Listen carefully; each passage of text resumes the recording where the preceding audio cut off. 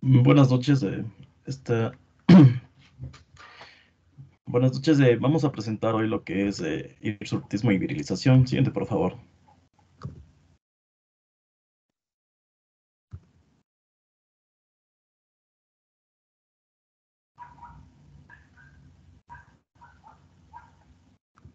Bueno, para empezar a hablar de estas patologías, vamos a hablar primero lo que es el ciclo de crecimiento del cabello.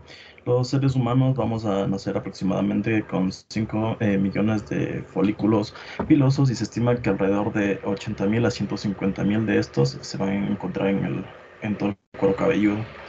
El cabello lo podemos clasificar de dos maneras, como velloso y terminal. El velloso va a ser fino, suave y no pigmentado, mientras que el terminal va a ser largo, grueso y pigmentado. La cantidad de folículos no va a cambiar a lo largo de la vida de la persona, pero el tamaño del folículo y el tipo de cabello sí lo puede hacer. Esto en respuesta a numerosos factores, principalmente lo que son los andrógenos. Bueno, el ciclo del crecimiento del cabello se va a componer de tres fases. La primera, la fase de crecimiento, también denominada anágena, que varía según la zona del cuerpo eh, en la que se da. Por ejemplo, en toda la cabeza dura aproximadamente 4 meses. La fase involutiva, también denominada catágena, que va a durar de 2 a 3 semanas, y la fase de reposo, la telógena, que va a durar aproximadamente de 3 a 4 meses. Aquí, en esta fase, el cabello se va a liberar de lo que es el folículo piloso y se va a caer al final de esta fase. Para iniciar el siguiente ciclo, los pelos de esta fase se van a caracterizar por tener una vaina radicular eh, madura o como una masa en su extremo proximal del pelo. Bueno, de acuerdo a la zona del cuerpo, la, la región hormonal también va a desempeñar una función importante en el ciclo del crecimiento de este. Por ejemplo, en lo que es las cejas, las pestañas y en lo que es el vello, el vello corporal va a ser insensible a lo que son los andrógenos, mientras las zonas axilares y pubianas, estos van a ser sensibles a concentraciones bajas de andrógenos. Y para la zona de la cara, el pecho, la parte superior del abdomen, también lo que es la espalda, los glúteos, se van a necesitar unas concentraciones más altas de andrógenos, por lo que es más característico el conocido patrón de crecimiento de pelo masculino, ¿no? El exceso de andrógenos también en las mujeres va a producir un mayor crecimiento de pelo en casi todos los sitios sensibles a los andrógenos, a excepción de lo que es en el cuero cabelludo, ya que aquí hay una pérdida de pelo porque los andrógenos provocan que el pelo de esta zona se permanezca en una fase anágena por menos tiempo. Siguiente, por favor.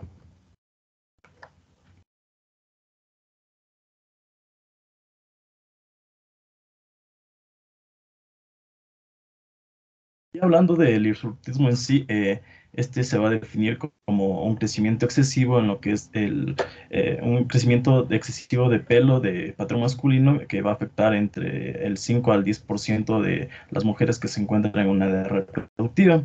Este puede ser un signo inicial y posiblemente el único de exceso de andrógenos, en donde encontramos manifestaciones cutáneas, como lo es el acné, la calvicie de patrón masculino, e inclusive una virilización, que este va a ser un estado ya en donde las concentraciones de andrógenos se encuentran tan elevadas que van a ocasionar signos y síntomas específicos, como una voz ronca, una atrofia mamaria, un aumento de la masa muscular, una clitoromegalia y también el aumento de la libido. Si bien, bueno, en muchos casos de hirsutismo hay un exceso de los andrógenos, estos andrógenos solo guardan una relación moderada con lo que es el crecimiento del pelo. Aquí también van a influir lo que son los factores genéticos y los antecedentes étnicos, que van a influir en el crecimiento. Por ejemplo, los individuos eh, que tienen el pelo oscuro tienden a ser más hirsutos que los que tienen el pelo rubio o son pelirrojos. Y por ejemplo, también en los asiáticos o en los indios nativos norteamericanos, eh, también tienden a tener poco pelo en las zonas que son sensibles a bajas concentraciones de andrógenos. Siguiente, por favor.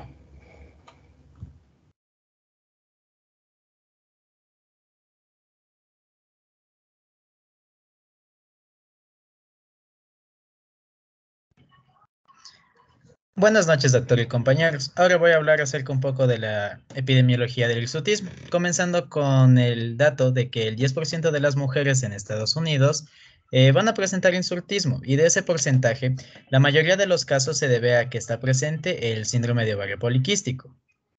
Ahora, en cuanto a las pacientes con síndrome de ovario poliquístico, hay que tener en cuenta varios parámetros que se han podido medir. Por ejemplo, que el 80% de estos pacientes van a tener una obesidad con un índice de masa corporal mayor a 30. También se asocian a factores de riesgo según la localidad, ya que en mujeres africanas va a tener un mayor riesgo a desarrollar tanto hipertensión arterial o eventos cardiovasculares, mientras que las mujeres hispanas tienen más riesgo a desarrollar el síndrome metabólico y también la diabetes mellitus. Ahora, en cuanto a la prevalencia del síndrome de ovario poliquístico, este va a afectar de un 30 a un 40% de las mujeres sanas. Y ahora, netamente hablando de lo que es el hirsutismo dentro de este grupo, se ha encontrado de que está presente en distintas escalas. Por ejemplo, un hirsutismo leve va a ocupar el 7,9%, un moderado de 4,6% y el 1,9% de las pacientes van a presentar un hirsutismo severo. Pásale, por favor.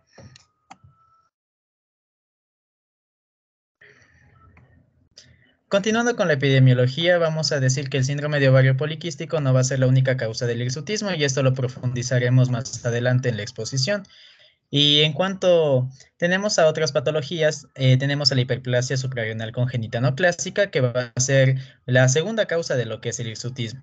Esto va a tener un mayor riesgo en la población que es judía e hispana, y también mencionar de que uno de cada 1000 pacientes va a presentar una mutación genética.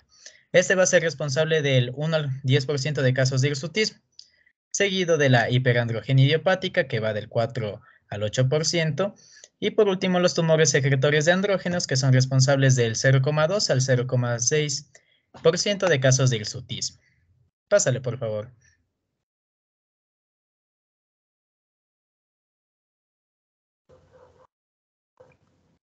De la etiología del hirsutismo, este va a ser directamente el resultado de la interacción entre lo que son los andrógenos séricos circulantes y la sensibilidad que tengan cada uno de los folículos a los andrógenos. Varios andrógenos van a poder secretarse en exceso. Uno de ellos, la testosterona, que suele ser de origen ovárico, el sulfato de hidroepiandrosterona, que va a ser de origen suprarrenal, y la androstenediona, que suele ser tanto de origen suprarrenal, ovárico. Algo importante a recalcar es que la dehidroepiandrosterona va a ser un marcador general en lo que es la producción de los andrógenos suprarrenales, y van a tener muy poca actividad androgénica. Eh, Pequeñas cantidades de esta hormona se van a convertir en lo que es androstenediona, y luego se va a convertir esta en testosterona, tanto en lo que es las glándulas suprarrenales como en tejidos periféricos, en los que se incluyen los tejidos eh, sí, los tejidos periféricos, los folículos pilosos y genitales externos. Siguiente, por favor.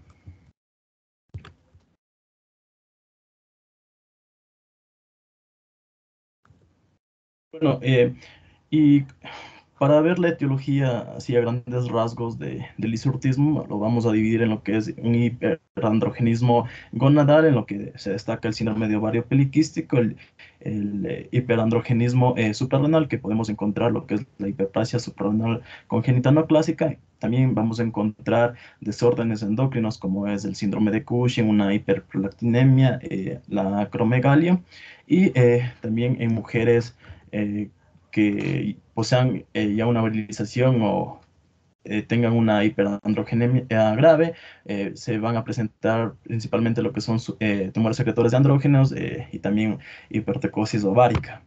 Siguiente, por favor.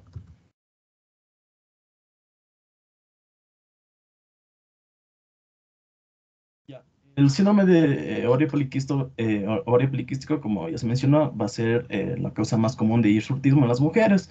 El síndrome se va a caracterizar por oligomenorrea, obesidad, hiperandrogenismo, este tanto clínico como bioquímicos. En los clínicos se va a presentar el hirsutismo, acné, calvicie en patrón masculino, y los bioquímicos, que principalmente las concentraciones de andrógenos van a estar elevados. El exceso de los andrógenos en las mujeres que tienen este síndrome de ovario poliquístico, por lo general, se va a hacer evidente en el momento de la pubertad o un poco después, ya que la producción de los andrógenos van a aumentar en esta etapa, aumentando lo que es la producción de de esteroides ováricos, como también lo que es en la adrenarquia, ¿no? Que aumenta la producción de andrógenos suprarrenales. Eh, Importante que también se deben considerar otros diagnósticos como tumores ováricos o suprarrenales, pero esto particularmente en las mujeres mayores, y también importante en aquellas que tienen un desarrollo rápido de esta patología y que presenten otros signos de hiperandrogenismo o incluso ya una virilización. Siguiente, por favor.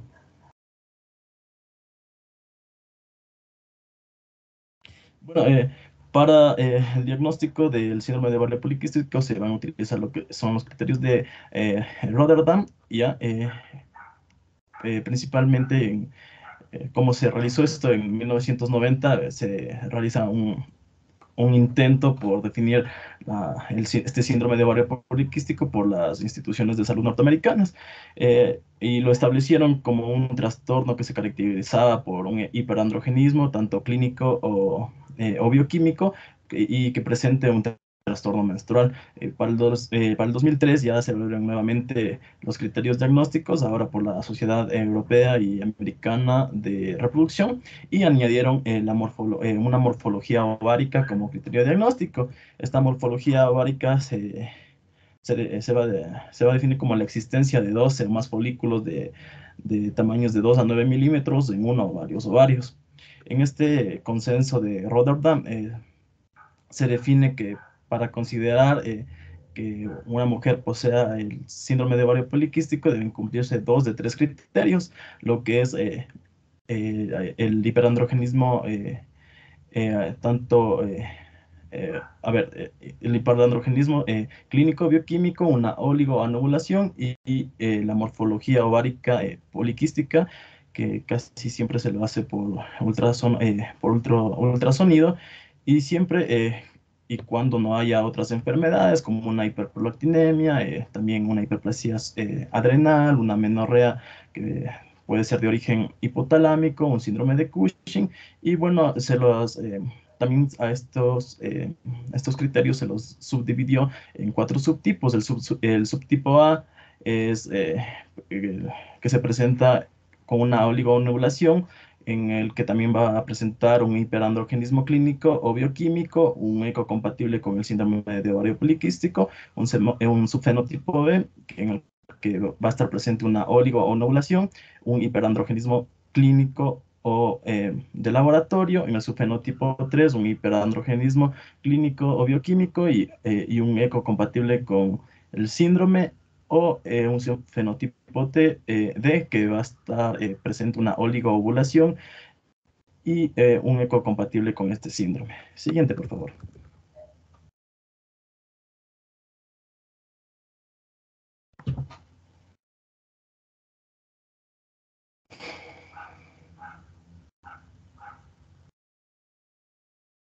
Ya, aquí podemos ver unas imágenes ultrasonográficas en las que se va a presenciar áreas ovaladas hipoecogénicas, que se las describe como una cadena de perlas, ¿ya? Y que corresponden a los quistes ováricos de este síndrome que he hablado. Bueno, y como para hacerles de acuerdo de que el criterio se hacía válido cuando va a haber una presencia de 12 o más folículos que ya constituyen un criterio de Rotterdam para el síndrome de ovario. Siguiente, por favor.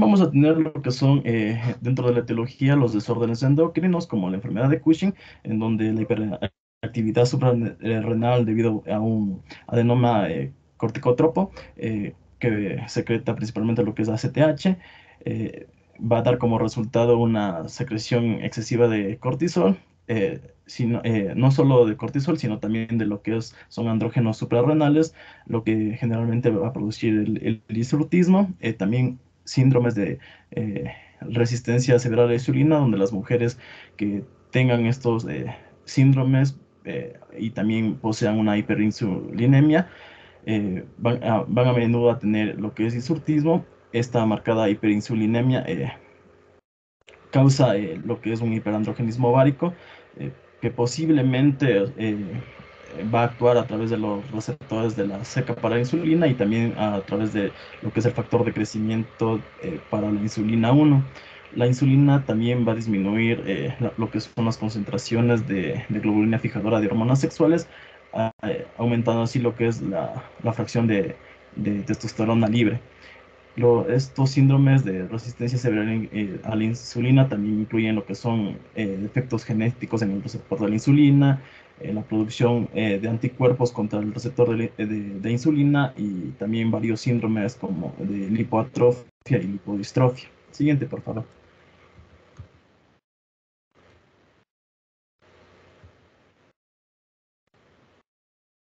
Otras causas etiológicas para el hirsutismo también las podemos encontrar en los medicamentos, como la testosterona, la DHEA, exógenos, el danazol, hay varios anticonceptivos, el minoxidil, el diazóxido, la ciclosporina, e incluso el ácido valproico. Y también encontramos en estos en otras etiologías lo que es la hiperprolactinemia, la acromegalia y el hipotiroidismo, que aunque son causas muy poco frecuentes de hirsutismo, las mujeres sí suelen presentar estas características específicas de estos trastornos más del hirsutismo. Siguiente, por favor.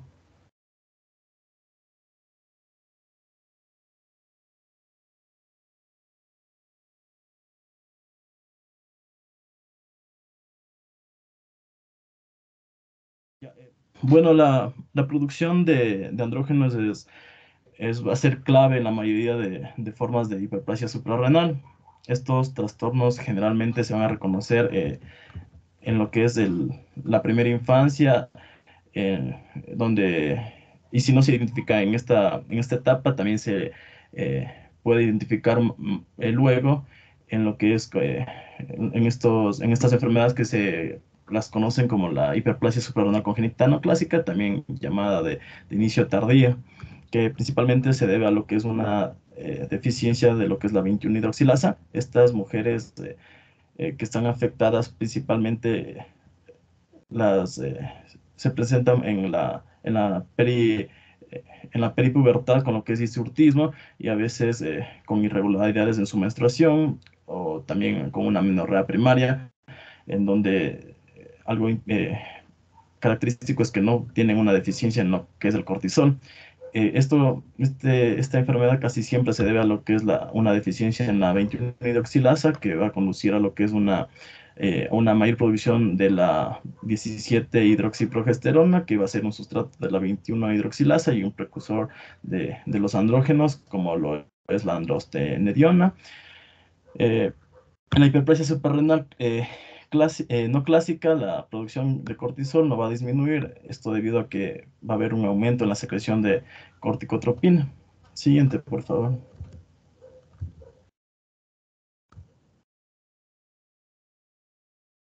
Bueno, y para hablar de la fisiopatología, ¿cuál va a ser el papel de los andrógenos?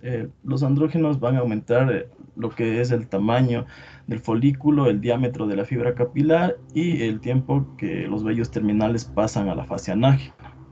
El exceso de los andrógenos en las mujeres nos va a conducir a un aumento del crecimiento de pelo en la mayoría de los sitios sensibles. Ya se mencionó el labio superior, la parte anterior del tórax, del mentón, los glúteos, la espalda y la parte superior del abdomen, pero también la pérdida de pelo en lo que es el cuero cabelludo, eh, como ya dije, debido a la reducción del tiempo que pasa en la fase anágena. Algunos datos nos sugieren que, bueno, las concentraciones de testosterona libre se van a correlacionar positivamente con el hirsutismo, mientras que las de la globulina fijadora a las hormonas sexuales se van a correlacionar negativamente con el hirsutismo. Casi todas las mujeres que tienen hirsutismo tienen una mayor tasa de producción de los andrógenos de cualquiera que sea sus orígenes, pero generalmente va a ser lo que es la testosterona. El- este aumento generalmente no suele ser suficiente para elevar la concentración sérica total por encima del rango normal, ya que la proteína transportadora de testosterona sí, se suprime cuando aumenta la producción de andrógenos. Siguiente, por favor.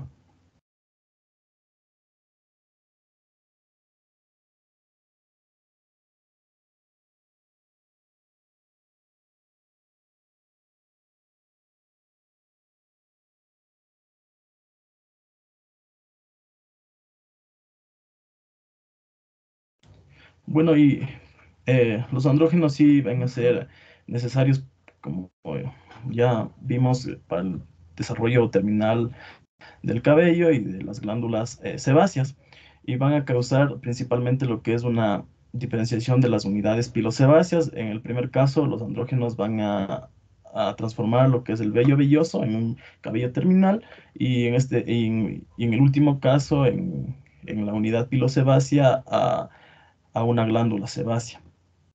En las áreas que van a ser sensibles a los andrógenos, el vello va a ser velloso y las glándulas sebáceas van a ser pequeñas, y en respuesta a lo que es el aumento de los andrógenos, las unidades pilosebáceas se van a convertir en grandes folículos pilosos terminales en las áreas de principalmente lo que es el vello sexual, o se van a convertir en folículos sebáceos en las áreas sebáceas. En la imagen de la derecha podemos ver este proceso en los que interfieren los andrógenos, en el que podemos ver la parte, la imagencita que está entre los paréntesis, es el pelo cuando se encuentra cuando ya no vuelve a crecer, ¿no? En una superficie con alopecia, mientras que si vemos el proceso, las líneas continuas, que sí se encuentran continuas, van a demostrar lo que es el efecto que hacen los andrógenos sobre estas unidades pilosebáceas, y las punteadas nos van a demostrar lo que hacen los andrógenos,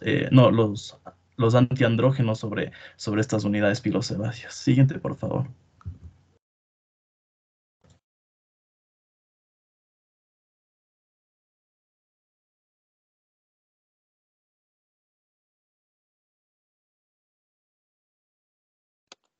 Buenas tardes, doctor. Buenas tardes, compañeros. Yo voy a explicarles un poco de la evaluación clínica que le vamos a hacer a un paciente que venga con signos y síntomas de hirsutismo.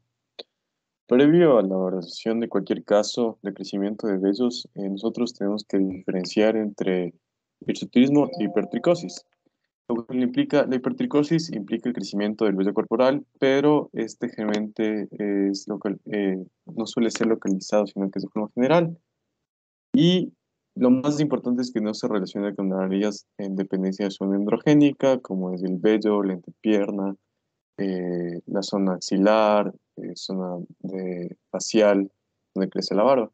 Entonces, es importante conocer si el crecimiento excesivo del vello comenzó antes o después de la pubertad, si este tuvo un inicio rápido, y también debemos registrar tanto la historia menstrual y reproductiva de la paciente, y si es que la paciente menciona o si nosotros podemos observar ya signos sugestivos de virilización, como es el engrosamiento de la voz, el aumento de la masa muscular, la atrofia mamaria o cambios en la piel, así como también si es que hay farmacoterapia o medicación previa que la paciente ha tenido.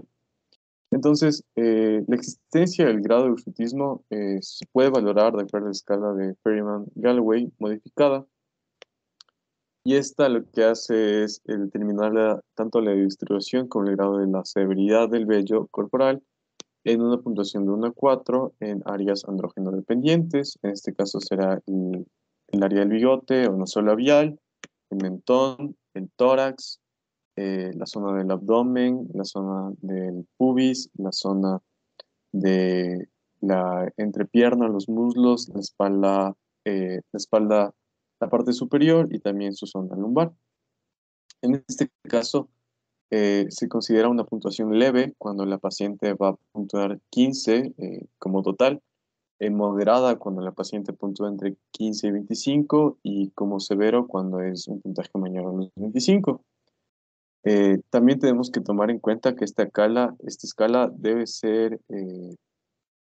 aplicarse a una población y por lo tanto esta población, dependiendo del tipo de población, dependerá su puntaje, ya que, por ejemplo, poblaciones asiáticas, eh, ya valores que se consideran como leve, ya tendríamos que pensar en un hirsutismo un poco más grave que si se presentara el mismo grado o los mismos signos en unas mujeres que son de la región mediterránea o del Medio Oriente. También nosotros, además de esta valoración de hirsutismo, también tenemos que hablar, como ya dije, los signos de virilización. En este caso será la clitoromegalia. Los pacientes también llegan a consulta con acné. En casos graves también hay engrosamiento de la voz, signos de calvicie, la pérdida del contorno femenino típico y también, en este caso, si el proceso o la virilización es mucho más rápida o tiene una progresión mucho más rápida, es más sugestivo de un tumor ovárico suprarrenal, mientras que si fue de un inicio peripuberal y tuvo una progresión lenta y sin signos de virilización como tal, nos orientaría más bien hacia un síndrome de ovario poliquístico. Pasa a la siguiente, por favor. En cuanto a la elaboración, la evaluación por laboratorio, nosotros tenemos que ya ver, como ya dije, este es una especie de algoritmo en la que hay una progresión rápida del hirsutismo y signos de virilización. Entonces, para eso nosotros realizaríamos una ecografía abdominal y ovárica y también evaluaríamos los niveles de testosterona, de androstenediona, de estrógenos y de progestágenos. Si más bien la paciente tiene signos o síntomas sugestivos de hipotiroidismo, de Cushing que ya hemos visto, más bien realizaríamos los test específicos para dichas patologías. Ah, también la testosterona y la ecografía están recomendadas cuando hay una progresión lenta de hirsutismo y de acné, y esto más bien nos orientaría hacia un síndrome de ovario poliquístico.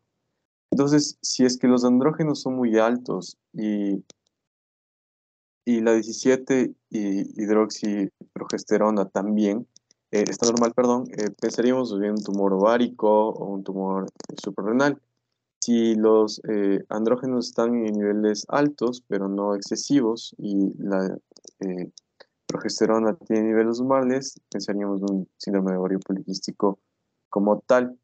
Si es que los andrógenos son altos y también la hidroxiprogesterona es elevada, pensaríamos en una forma no clásica del déficit de 21 hidroxilasa.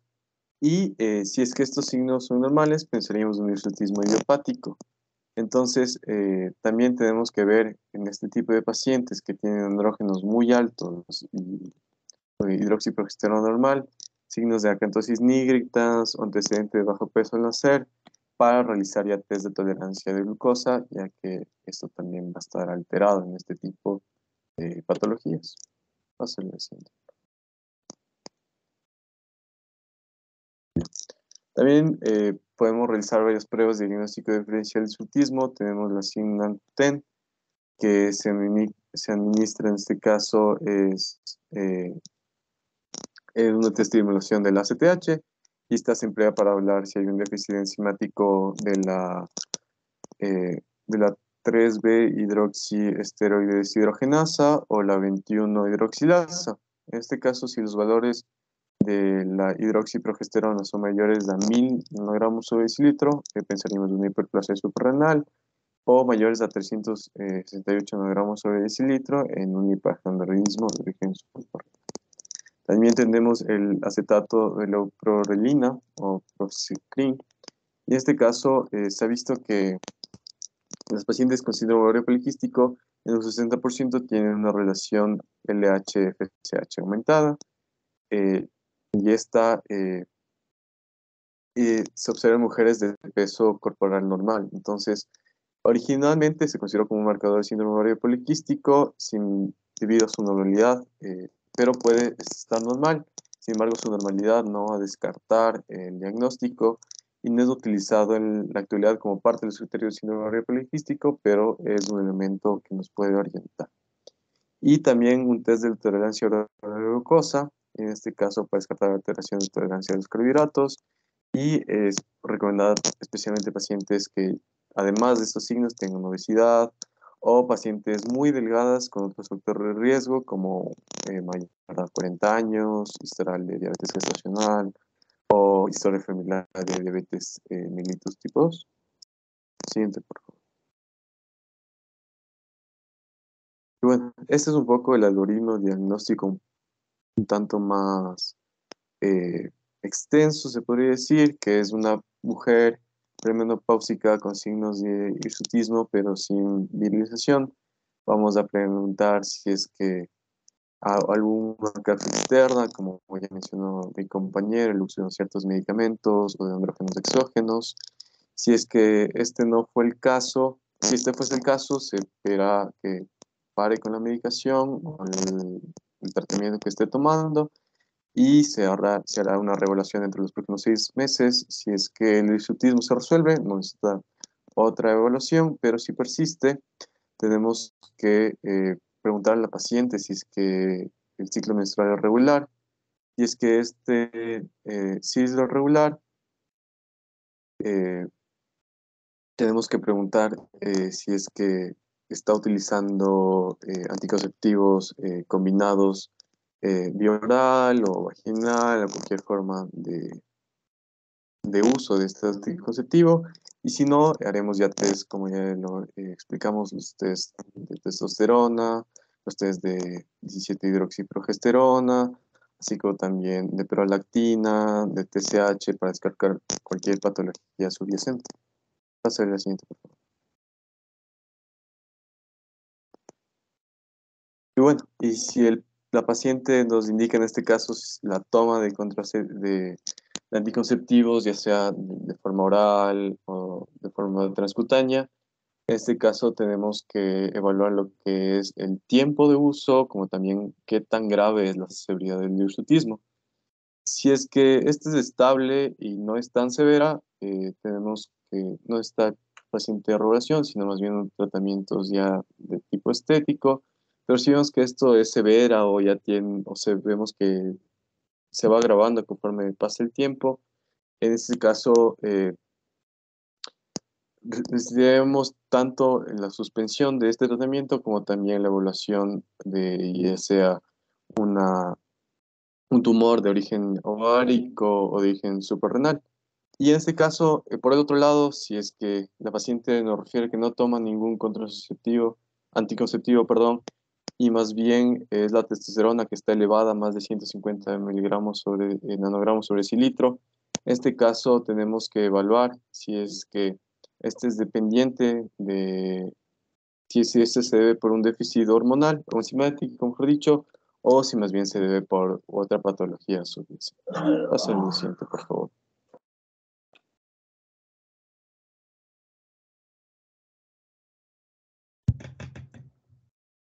Bueno, ahora yo les voy a hablar acerca del tratamiento, que para el tratamiento también tenemos que guiarnos otra vez en la puntuación de Fermat-Galloway, donde tenemos que evaluar el nivel de hirsutismo que va a tener nuestro paciente. En este caso, un puntaje menor a 8 va a corresponder a un puntaje leve, de 8 a 15 moderado, y mayor a 15 va a considerarse como un hirsutismo severo. Ahora, hay que tener en cuenta que para disminuir el hirsutismo, además de tratar la patología de base que ya mencionamos previamente, tenemos que tener un adecuado estilo de vida, una dieta con una restricción calórica y hacer ejercicio durante 30 minutos. A su vez, dentro de estos pacientes, en especialmente los pacientes que tengan síndrome de ovario poliquístico, necesitamos hacer un screening de glucosa y también un screening de riesgo cardiovascular. Esto principalmente porque ya que estos pacientes requieren un tratamiento farmacológico, por lo que hay que tener en cuenta si un paciente puede tener un alto o bajo riesgo en lo que es un screening cardiovascular, como podemos ver. Ahí las diversas opciones. En pacientes con bajo riesgo, tenemos que considerar los siguientes factores, ya sean obesidad, si es fumadora, si es hipertensa, un test de glucosa, si es que tiene dislipidemia, enfermedad vascular subclínica o historial familiar de muerte prematura por enfermedad cardiovascular. Y considerar a los pacientes de alto riesgo. En este caso, aquellas que tengan síndrome metabólico, diabetes mellitus, enfermedad vascular de gran vaso o alteración renal, enfermedades cardiovasculares o síndrome de apnea del sueño, obstructiva del sueño. Pásale, por favor.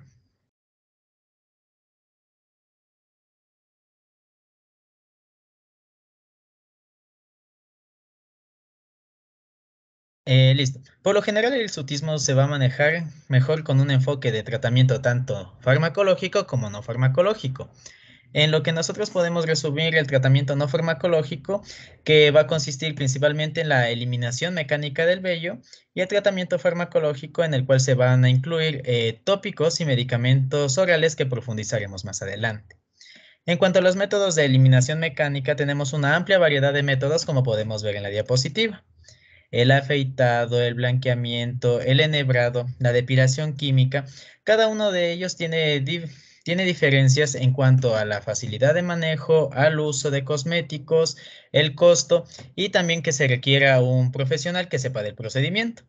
Ahora, en la imagen de la izquierda podemos ver las diferencias que hay en cada manera de eliminación mecánica, y la diferencia principal va a radicar en la profundidad en cuanto a la eliminación del vello, desde un nivel superficial, epidérmico y hasta la eliminación del folículo piloso, como podemos ver en la imagen. Pásale, por favor. Ya. Continuando un poco con las técnicas de eliminación mecánica, hablamos de la depilación con láser y la electrólisis, ya que estos van a ser métodos que se van a caracterizar por dar una reducción permanente del vello. Estos son métodos más costosos que requieren varias sesiones, dado el caso de la electrólisis, que requieren más de 6 terapias, y en ambos es necesario un personal calificado para el procedimiento. Y en cuanto al tratamiento tópico, lo que se puede disponer es del clorhidrato de eflornitina, que es un inhibidor de la ornitina descarboxilasa, que este ha demostrado ser una buena alternativa para la eliminación del vello labial superior. Pásale, por favor.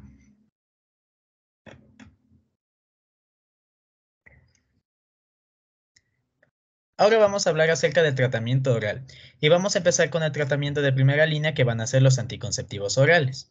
En estos vamos a utilizar aquellos que tengan etinilestadriol a una concentración de 0,035 miligramos, y se prefiere los combinados estrógeno-progestina. Ahora, las acciones de este fármaco van a ser la inhibición de la secreción de gonadotropina mediante la inhibición de la producción de andrógenos ováricos a través de la supresión de la hormona luteinizante, que es la LH. También va a haber una estimulación de la producción hepática de la globulina fijadora de hormonas sexuales, que es la SHBG, aumentando la unión de los andrógenos al suero y reduciendo las concentraciones séricas de los andrógenos libres. Y por último, la reducción de las concentraciones séricas de testosterona total y libre. Entre los progestágenos que tenemos, vamos a tener aquellos que son androgénicos, por ejemplo, el acetato de ciproterona, que también es conocido como CPA, y también la drosperidona, y los no androgénicos como el desogestrel y el norgestimato. Pásale, por favor.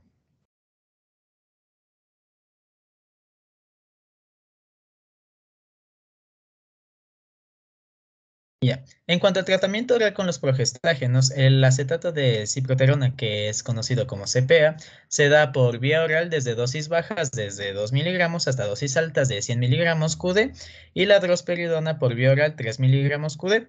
Cabe recalcar de que no son recomendables en monoterapia, ya que estos van a tener una mayor efectividad cuando se los combina con los estrógenos. Ahora, también en los progestágenos tenemos progestágenos androgénicos como el levonorgestrel, No son recomendables porque podrían empeorar el cuadro, aunque hay poca evidencia de ello, pero tenemos que tener en cuenta de que pueden estar asociados a un riesgo de sufrir eventos tromboembólicos, razón por la cual se debe hacer un screening cardiovascular, como se lo mencionó al inicio del tratamiento. Ahora, en cuanto al monitoreo, esto se lo realiza en un periodo de 6 meses, en los cuales se debe probar una terapia única. Después tenemos que verificar si es que tenemos que mantener la terapia, cambiar el esquema o añadir otro fármaco adicional. Y el seguimiento se lo puede realizar básicamente preguntando la frecuencia del uso de cosméticos.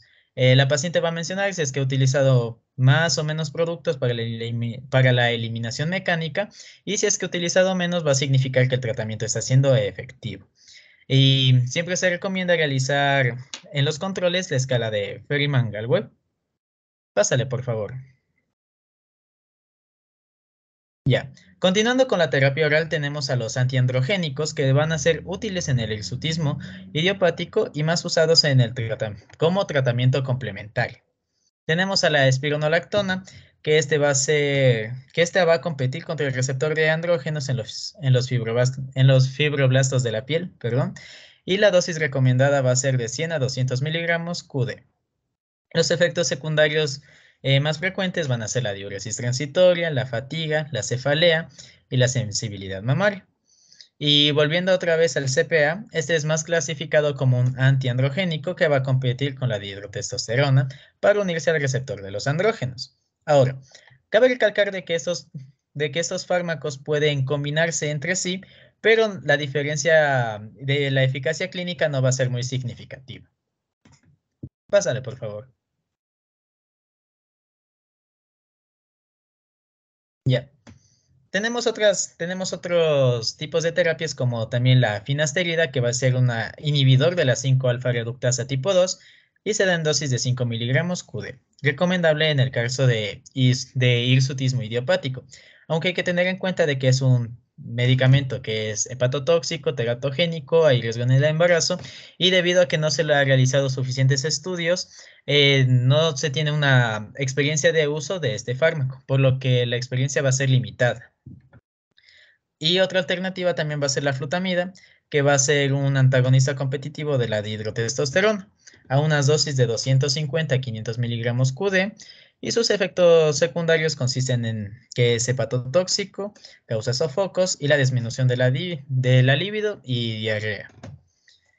Por último, cabe recalcar de que no se deben usar en monoterapia por la poca evidencia de mejoría clínica, ya que son recomendados como un tratamiento complementario y que este tratamiento, ya sea el tratamiento oral y tópico, tiene que siempre estar acompañado con métodos de eliminación mecánica que van a ser utilizados con mayor frecuencia, más que los tratamientos orales para mejorar la estética, y esto va a depender de la comodidad del paciente. Pásale, por favor.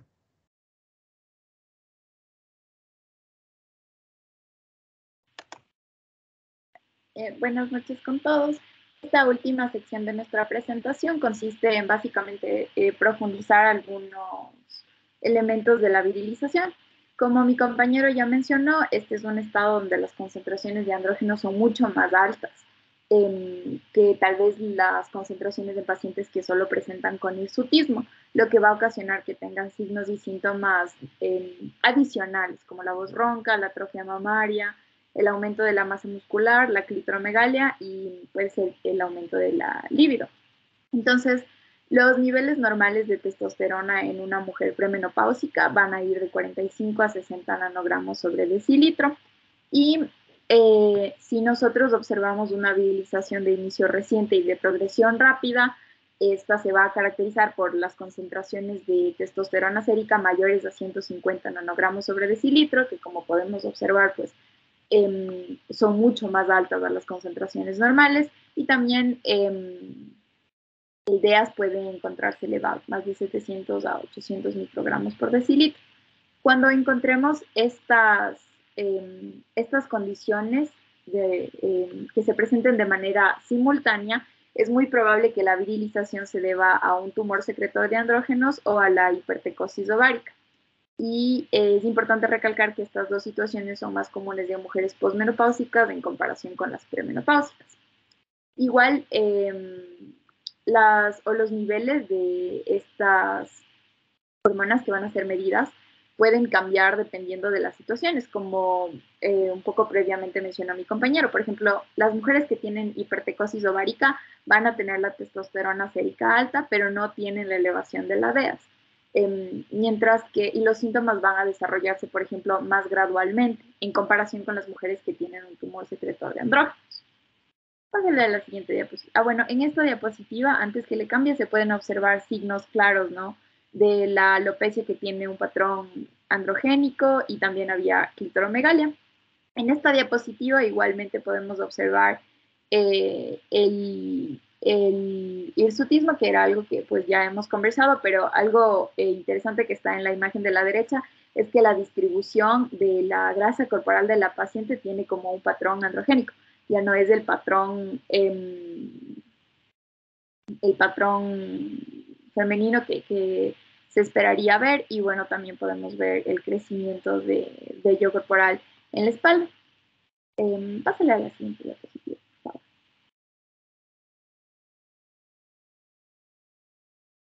Ya, en esta diapositiva, bueno, esta diapositiva es para explicar la clitoromegalia, que es un alargamiento anormal del clítoris.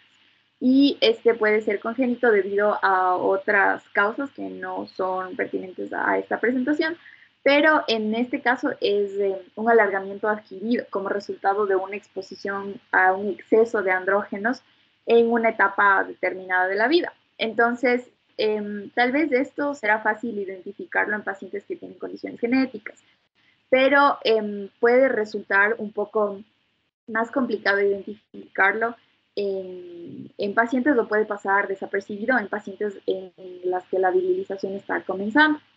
El clítoris, el cuerpo y el glande del clítoris tienen alrededor de 1 centímetro de largo y menos de 1 centímetro de diámetro.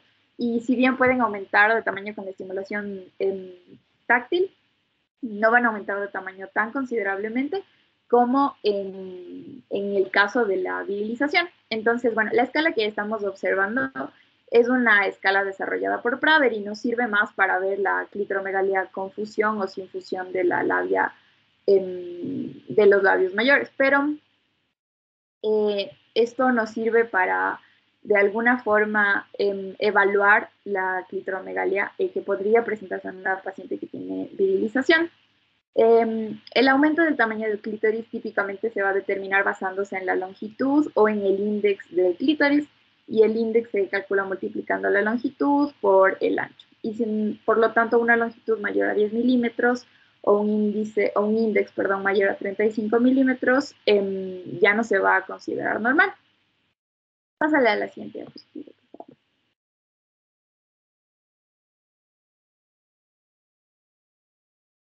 Bueno, eso fue en cuanto a las manifestaciones clínicas, ¿no?, que se pueden presentar. Ahora vamos a hablar de las dos causas principales de virilización, o las más predominantes.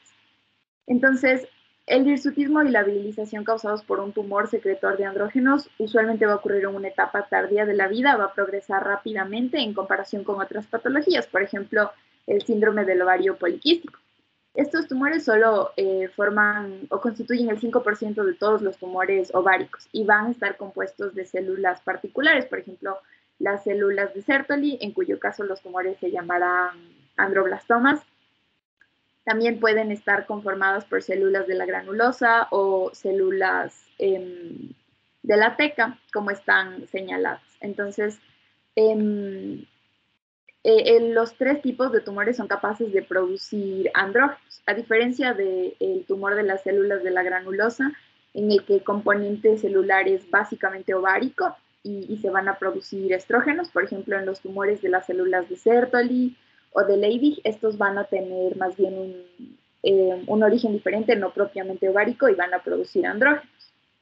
Y también hay algunas condiciones en las que pueden coexistir los dos tipos celulares y por tanto la producción va a ser mixta, pero las concentraciones de testosterona sérica total pues van a ser un poco más elevados. Y estos tipos de tumores se pueden identificar utilizando ultrasonografía transvaginal.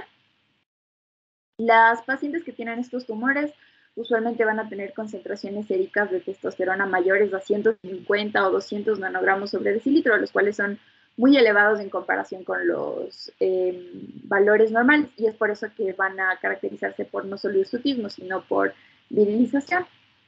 Pásale a la siguiente diapositiva, por favor.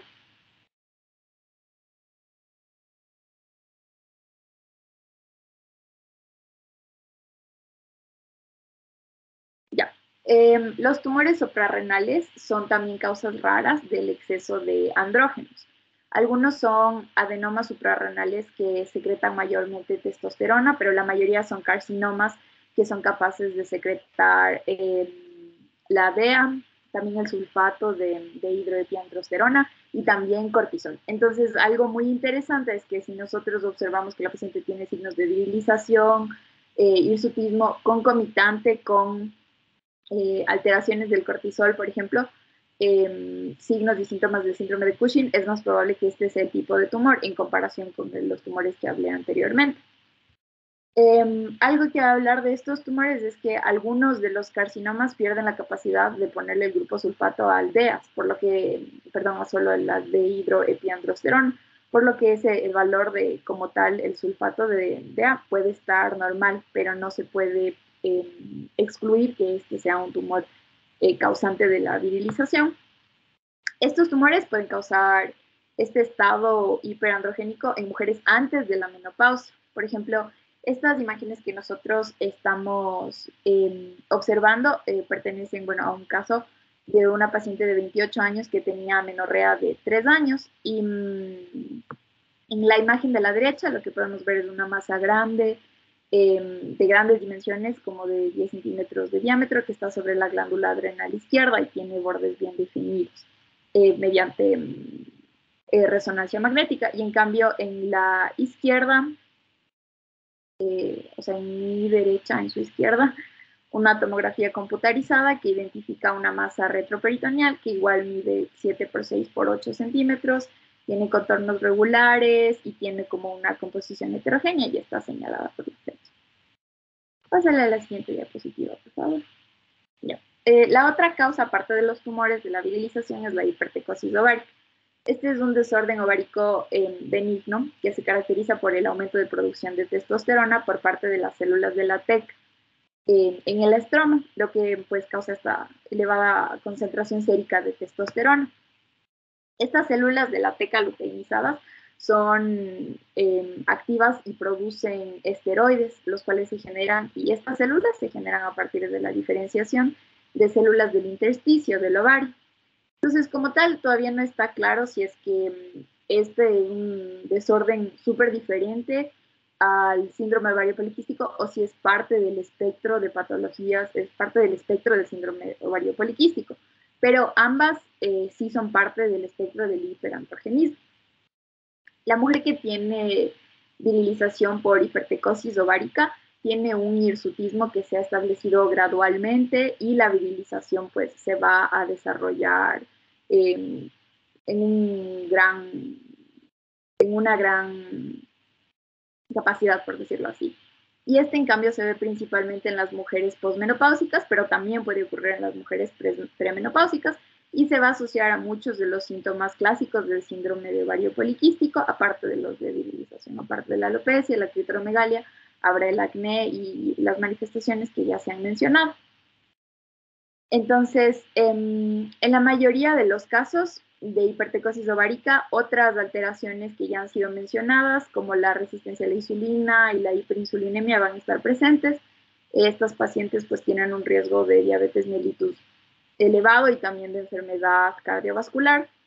Y se podrán encontrar otros signos como obesidad central y acantosis nigrans, que ya fueron mencionadas anteriormente por mis compañeros. Y de hecho, estas manifestaciones como el hirsutismo o la resistencia a la insulina se dice que son más severas si se comparan con las pacientes que tienen síndrome del ovario poliquístico. Pásale a la siguiente diapositiva, por favor. Bueno, entonces aquí lo que podemos ver es que esta patología se va a evaluar va a tener una evaluación bioquímica y también una evaluación por imagen. La testosterona sérica total en estas pacientes va a ser mayor a 150 nanogramos sobre decilitro, que es el hallazgo más importante y el más como redundante. También se tienen que evaluar, como en muchas pacientes que tienen estos signos de hiperandrogenismo, otros elementos como la LH, la FSH, la DEAS que ya mencionamos, la 17-hidroxiprogesterona que ya mencionamos. Y en cuanto a los hallazgos por imagen, es esencial hacer este examen de imagen, tanto para el síndrome de ovario poliquístico o si es que hay hipertricosis ovárica. A diferencia del síndrome del ovario poliquístico, donde los ovarios tienen esta apariencia multifolicular, tienen muchos como folículos, en la hipertricosis se ven pocos quistes y los ovarios tienen un aspecto más sólido. Y esto en la imagen que se encuentra en mi izquierda, debajo del cuadro de evaluación bioquímica, esa es una imagen de una paciente que tiene solo hipertricosis ovárica, mientras que la imagen que se encuentra a la derecha y está sola es una paciente en la que se puede ver como las dos patologías. Pásale a la siguiente diapositiva, por favor.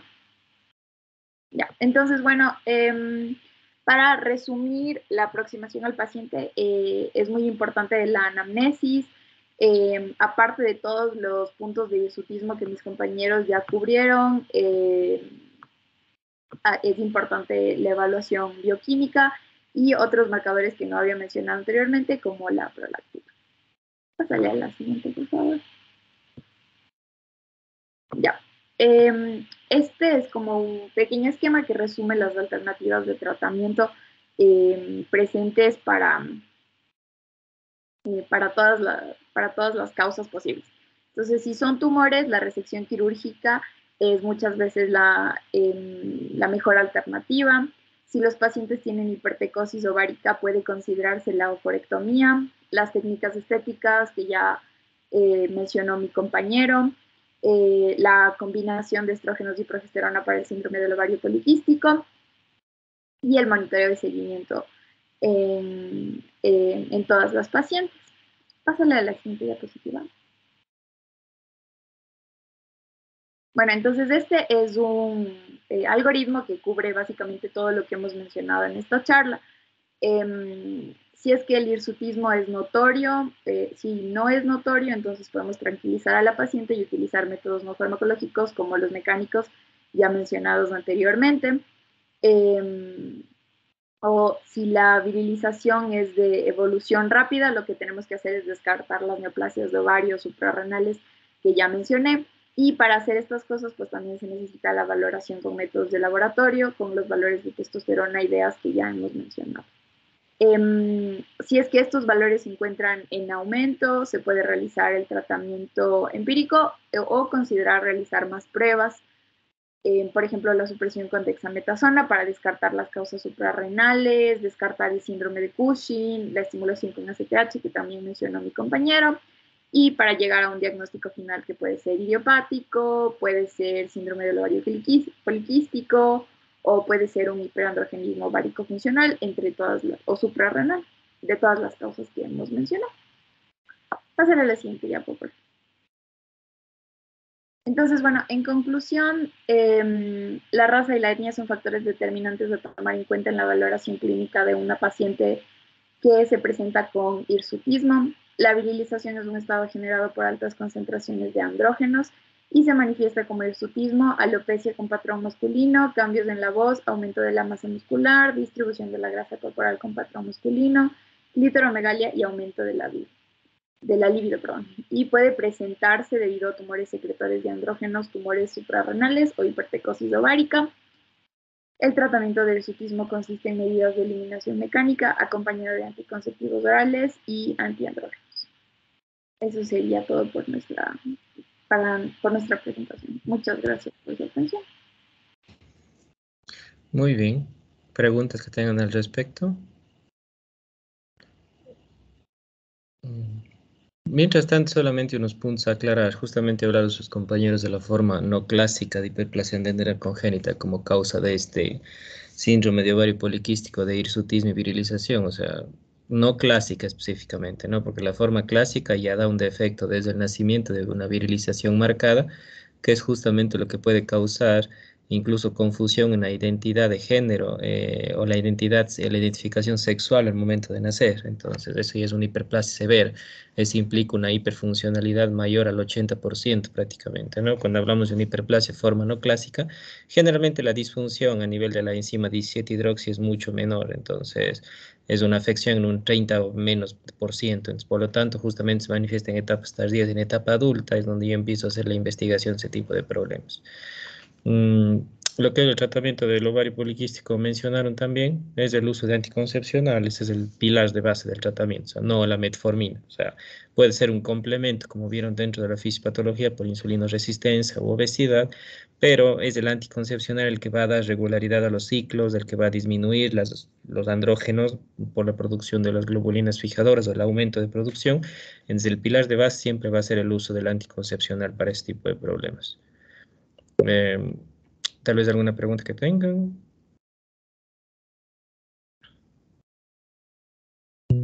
Si no hay ninguna, nos vamos a quedar ahí porque está demasiado noche. Si mañana pueden, nos reunimos una hora, unos 40 minutos igual, ¿ok? Por favor, nos olvide el día sábado el examen de Sí, la sí, parte sí. de ¿A qué hora era? ¿Misma hora? Sí, A la 1 de la tarde. 1 de la tarde. Ok, ya nos sí. vemos aquí. Muchas gracias, Doc. Hasta mañana. Gracias. Mañana. Buenas Gracias. noches. Gracias, Hasta Doc. luego. Hasta mañana. Gracias, Doc. Hasta mañana. Hasta mañana.